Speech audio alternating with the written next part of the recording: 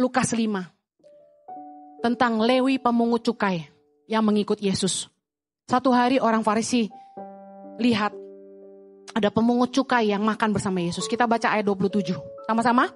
Kemudian ketika Yesus pergi keluar, ia melihat seorang pemungut cukai yang bernama Lewi sedang duduk di rumah cukai. Yesus berkata kepadanya, ikutlah aku. Maka berdirilah Lewi dan meninggalkan segala sesuatu, lalu mengikut dia. Dan Lewi mengadakan suatu perjamuan besar untuk dia di rumahnya. Dan sejumlah besar pemungut cukai dan orang-orang lain turut makan bersama-sama dengan dia, dengan Yesus maksudnya.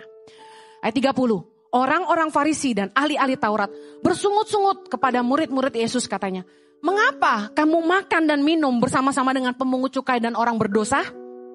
Lalu jawab Yesus kepada mereka, katanya, bukan orang sehat yang memerlukan tabib, tetapi orang sakit. Ayat 32, baca sama-sama. Aku datang bukan untuk memanggil orang benar, tapi orang berdosa supaya mereka bertobat.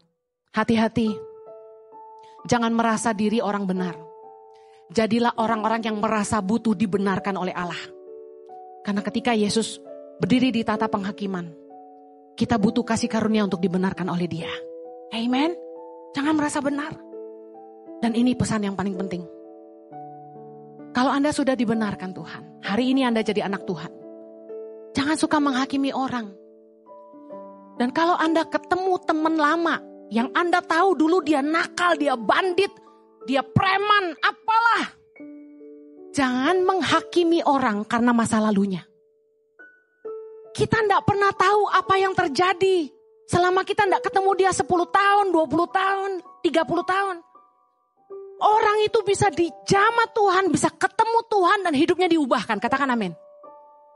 Saya ada alasan kenapa saya mau ngomong ini. Anda harus tahu bahwa sesuatu yang paling luar biasa di dalam Kristus adalah Dia sanggup mengubah hidup kita. Katakan amin. Yang kedua, Yesus satu-satunya yang bisa membuat hidup kita jadi baru. We become a new creation in Christ. 2 Korintus 5 ayat 17. Jadi siapa yang ada di dalam Kristus, ia adalah ciptaan baru. Katakan amin. Yang lama sudah berlalu, sesungguhnya yang baru sudah datang. Satu-satunya Tuhan yang sanggup renew, memperbaharui, bikin kita mulai dari nol lagi. Bersih, putih, suci, dikuduskan hanya dengan darah Yesus. Masa lalu kita yang kelam, yang buruk, yang gelap, yang kotor, hilang. Dosa kita diampuni. Dan Dia kasih kita hidup yang baru dan harapan yang baru. Katakan amin.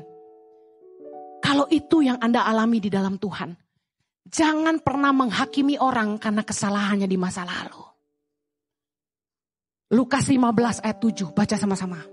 Aku berkata kepadamu, demikian juga akan ada sukacita di sorga. Karena satu orang berdosa yang bertobat. Lebih daripada sukacita karena 99 orang benar yang tidak memerlukan pertobatan. Lihat, satu jiwa aja sangat berharga bagi sorga. Katakan amin. Ketika ada satu jiwa bertobat, seisi sorga bersukacita. Pertanyaan saya gini, kenapa seringkali kita yang jadi marah? Roma 14 ayat 13. Karena itu janganlah kita saling menghakimi lagi, tetapi lebih baik kamu menganut pandangan ini. Jangan kita membuat saudara kita jatuh atau tersandung. Dengar baik saudara, orang Kristen harus berhenti menghakimi. Serius. Kalau kita tidak bisa jaga mulut kita ini untuk tidak menghina orang lain, untuk tidak menjatuhkan orang lain, tidak memburukkan orang lain, hidup kita akan jadi batu sandungan.